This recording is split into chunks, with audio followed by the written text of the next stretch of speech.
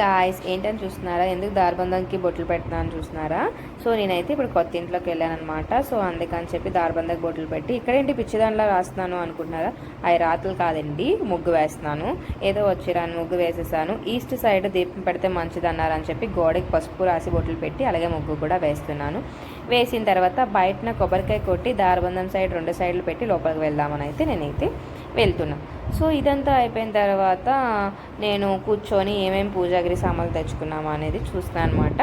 So అంతా ఏం కాదు, జస్ట్ నార్మల్గా తెచ్చిన దాంట్లో కూడా ఏవో చాలా అంటే మిస్ అయిపోయాయి.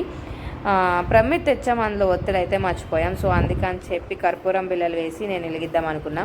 తర్వాత గ్యాస్ సిలిండర్ మా కింద వాళ్ళు ఉంటే వాళ్ళని అడిగి తీసుకున్నాం. అలాగే ఆ గిన్నె కూడా, దానికి పసుపు రాసి బొట్లు అన్నీ పెట్టేశాను.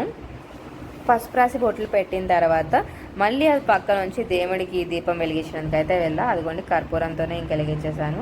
ఫొటోస్ కూడా మా దగ్గర ఏమీ లేదు, అదే వెంకటేశ్వర స్వామిది ఉంటే ఆ దాంట్లోనే వెలిగించేసి ఇంకా దండం పెట్టేసుకున్నాం. మళ్ళీ వంటగదిలోకి వచ్చి నేనైతే ఇంకా పాలు ఆ గిన్నెలో వేసేసి వెలిగిద్దామా అన్నప్పటికీ చూడండి, నేనైతే ఇంకా షాక్లో ఫీల్ అయిపోతాను ఏదో కొట్టినట్లు. కానీ అక్కడ ఏం అవ్వలేదండి, అదంతా నా సీన్.